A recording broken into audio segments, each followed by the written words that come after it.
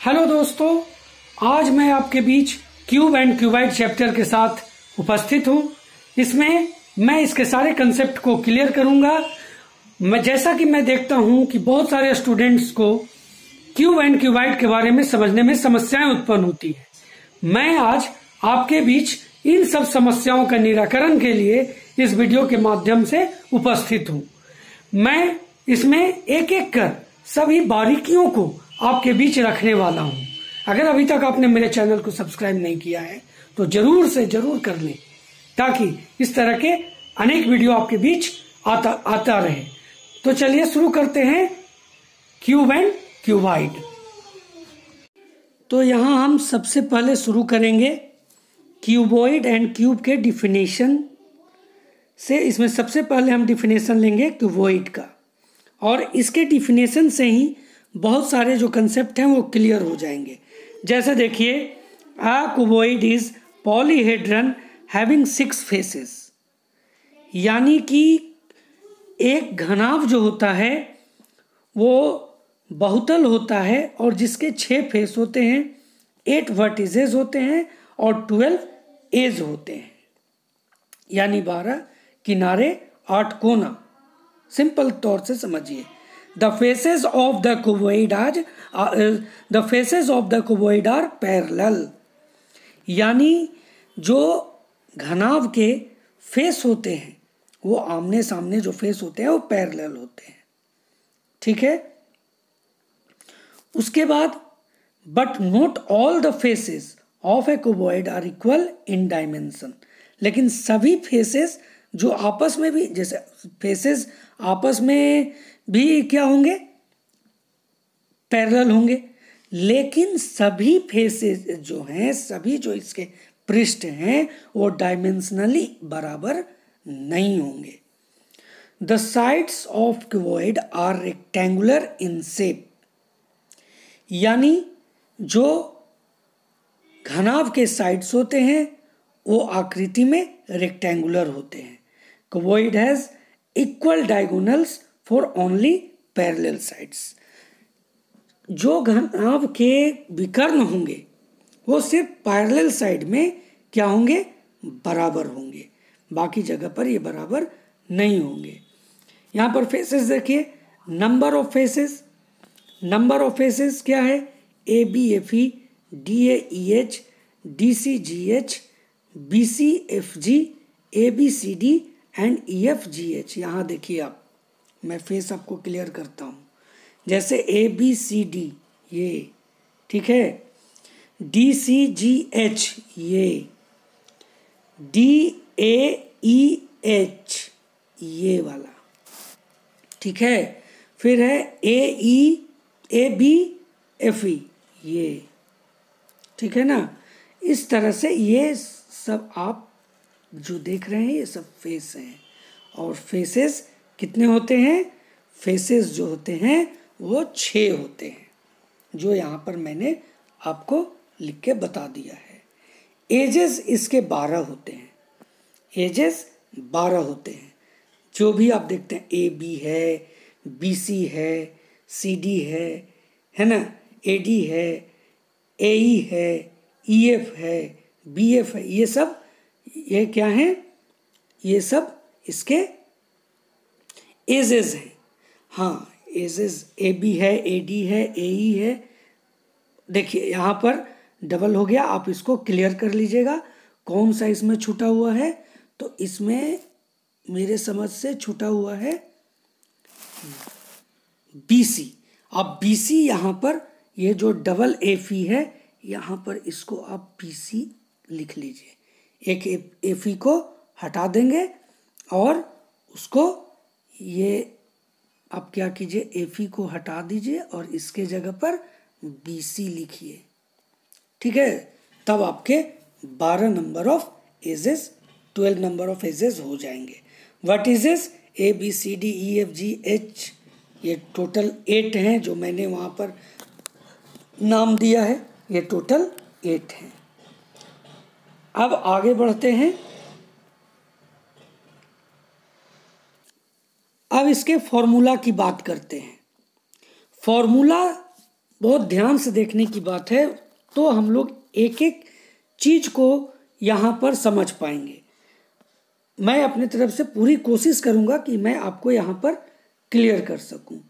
Total surface area of a cuboid यानी कुल पृष्ठ क्षेत्रफल जो होता है घनाभ का, वो देखिए एल लेंथ को एल मानेंगे, ब्रेथ को बी मानेंगे, हाइट को एच मानेंगे। मैंने यहाँ पर भी नाम क्लियर कर दिया है ताकि मैं जब आगे आऊँ तो आपको दिक्कत ना हो।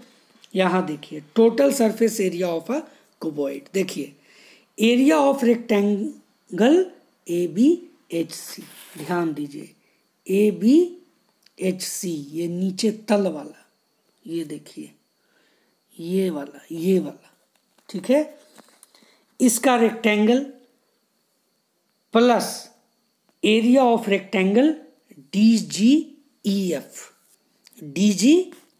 ये देखिए कहाँ है, ये है डी जी ई एफ, ये ऊपर वाला, एक नीचे वाला और ये ऊपर वाला, एक ये और एक ये दोनों का जो एरिया होगा रेक्टेंगल का, वो हम एक साथ ऐड करेंगे। उसी तरह से फिर area of rectangle A C F D और area of rectangle B H E G, A C F D, देखिए ए सी एफ डी, दूसरा क्या है बी एच ई जी, यानी कौन कौन है इसमें, तो एक ये है और एक ये है, ठीक है।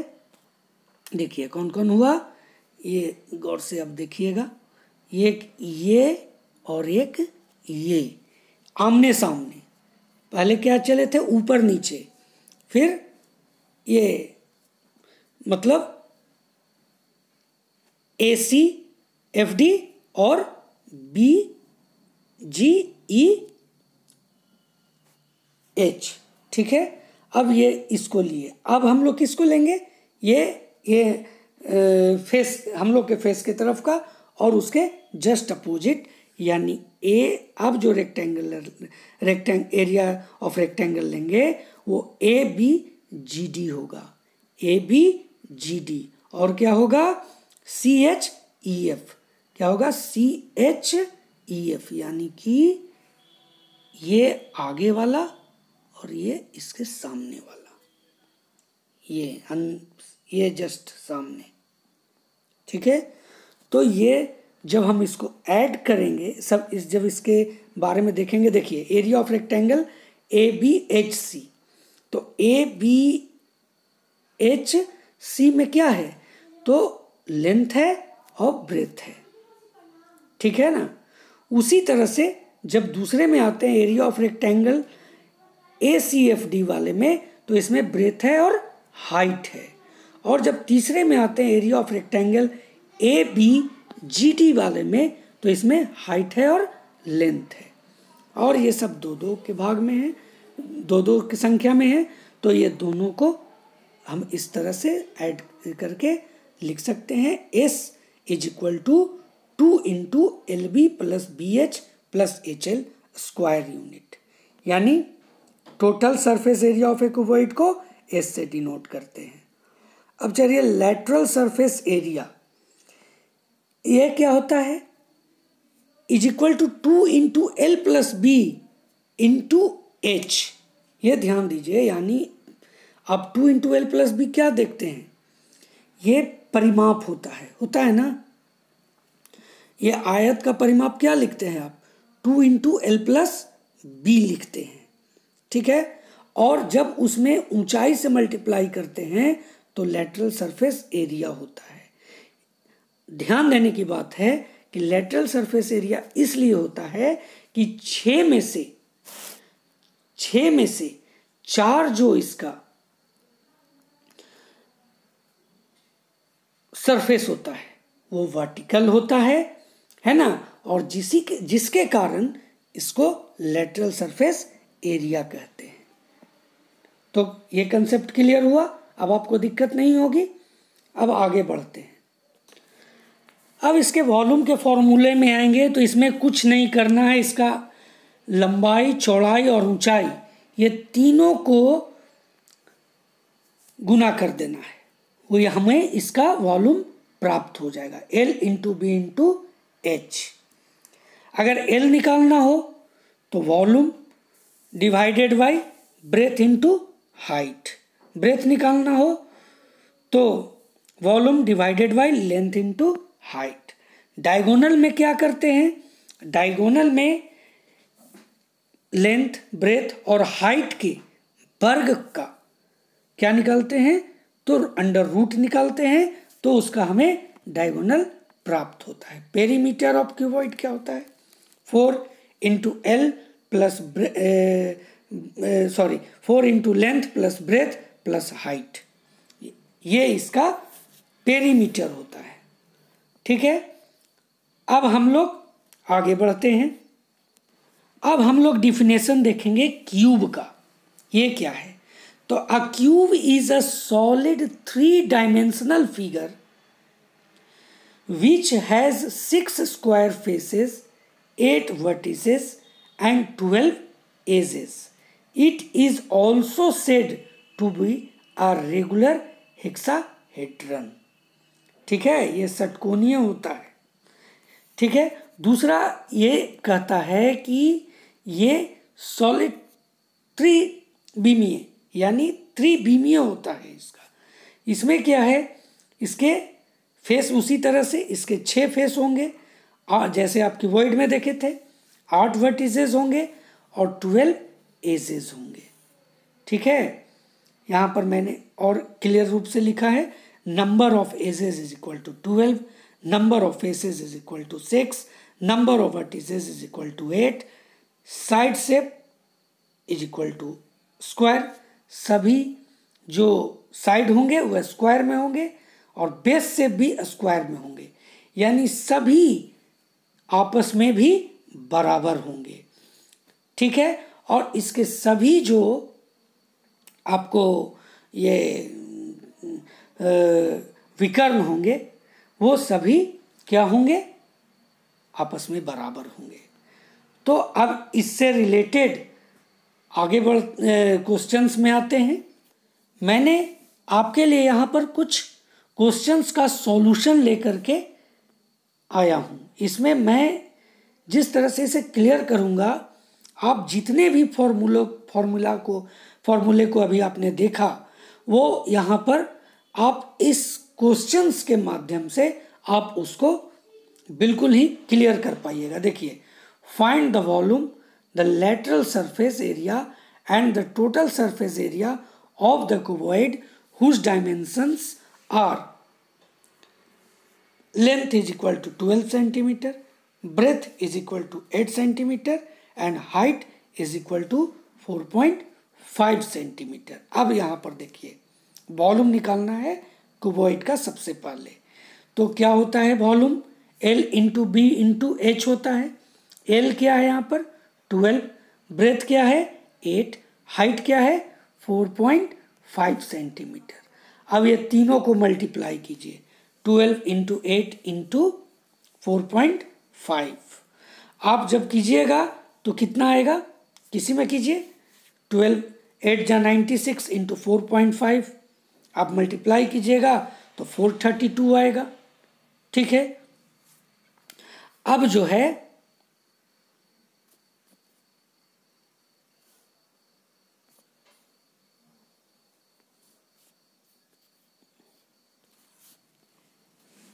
टोटल सरफेस एरिया देखते हैं यहाँ पर। तो टोटल सरफेस एरिया जो है वो देखिए 2 into L B plus L H plus B H, ये फॉर्मूला मैंने अभी आपके सामने रखा है। अब यहाँ पर एल कितना था 12 था, बी कितना था 8 था, है ना, और एच कितना था 4.5 था। यहाँ पर आप देखिए, है ना, यही ना है, एल 12, ब्रेथ 8, हाइट 4.5। अब यही चीज यहाँ पर पुट कर देना है। अब L के जगह पर 12, B के जगह पर 8 और H के जगह पर 4.5। इसका जब सॉल्यूशन कैलकुलेशन करेंगे तो जो सॉल्यूशन आएगा वो हमारा 2 इंटू ये टोटल ऐड करेंगे तो 186 होगा, और जब इसमें मल्टीप्लाई करेंगे तो 372 सेंटीमीटर स्क्वायर आया। चलिए अब देखते हैं लेटरल सरफेस एरिया। इसका भी मैंने फॉर्मूला क्लियर किया था, 2 into L plus B into H. वही करना है, जहाँ जहाँ पर एल बी एच है वहाँ पर वो जो क्वेश्चन में उसका वैल्यू है वो पुट कर देना है। L 12, B 8, H 4.5 centimetre square. अब यहाँ पर देखिए 12 8 20, 2 into 20 is equal to 40 into 4.5 आ गया 180 सेंटीमीटर स्क्वायर। अगला क्वेश्चन जो है वो है आ godown measures 40 meter into 25 meter into 15 meter.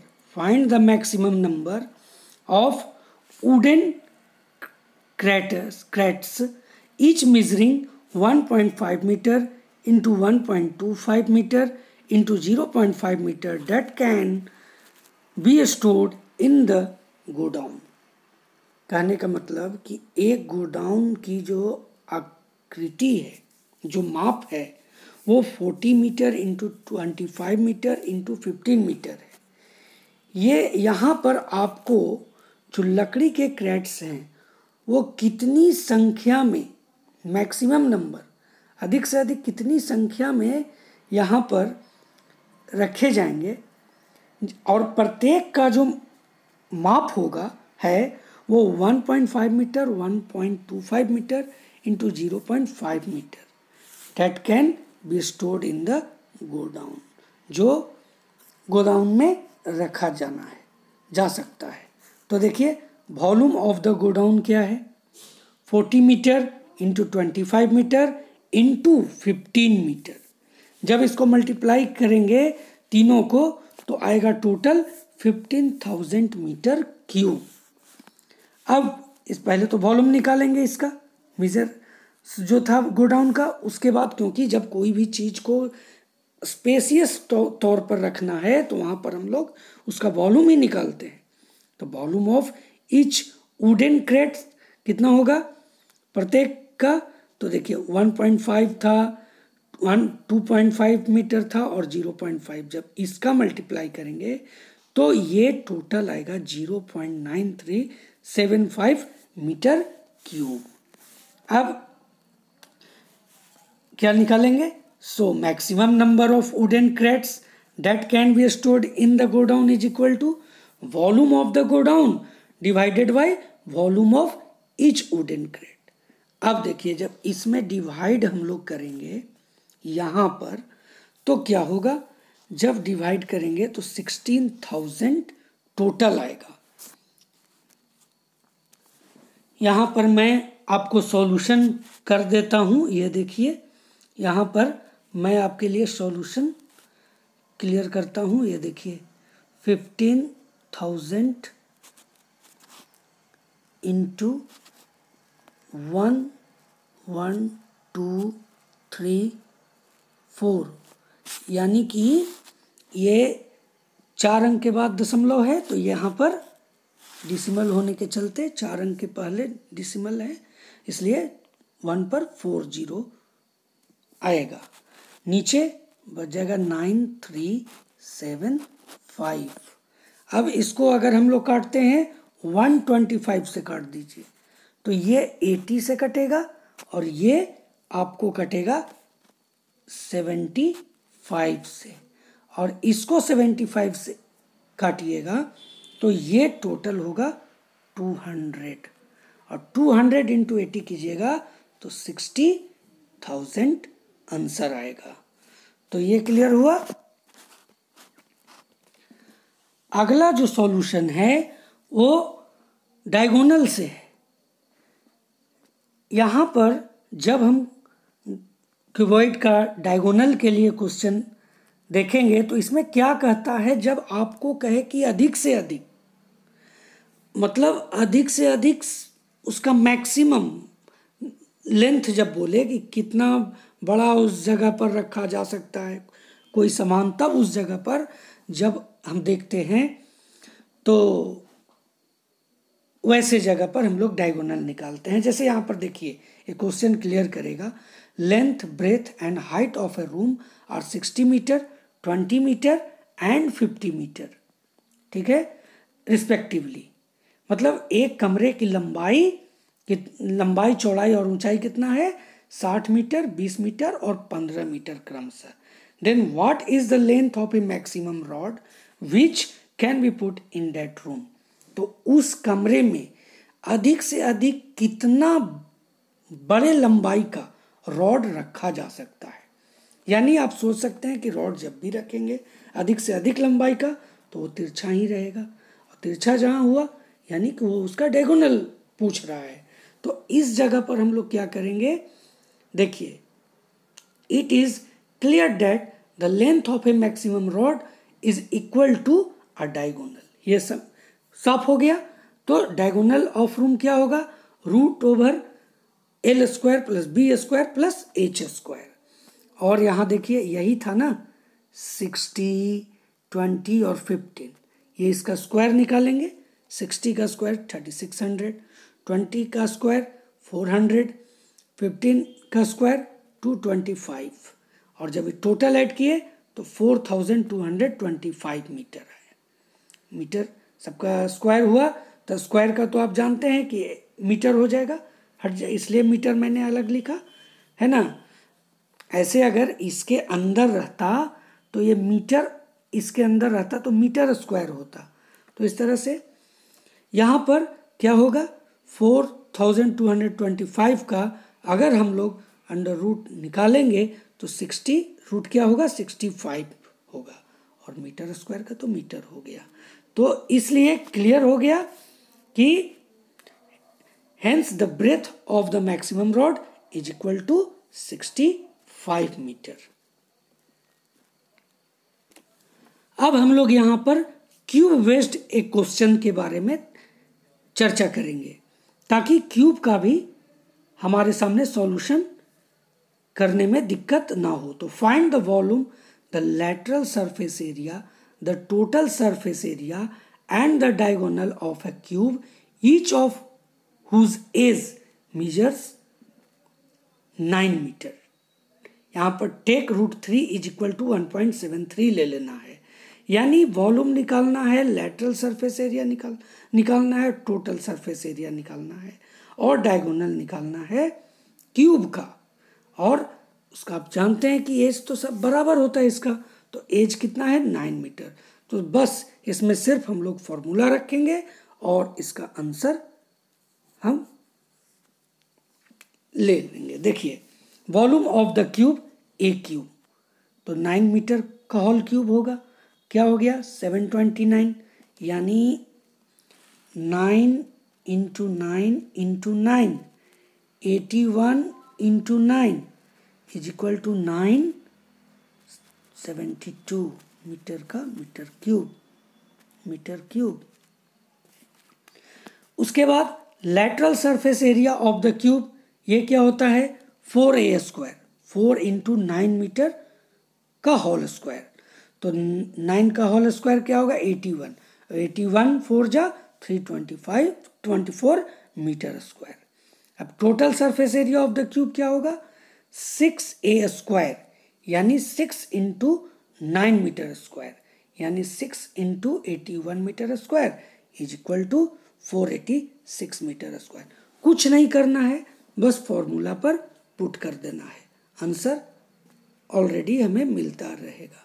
Diagonal of the cube अगर हम निकालेंगे तो इसका होता है diagonal of the cube √3a होता है, ये क्लियर है, ठीक है ना। यहाँ पर आप देख लीजिए वॉल्यूम ऑफ क्यूब क्या होता है, ए क्यूब होता है।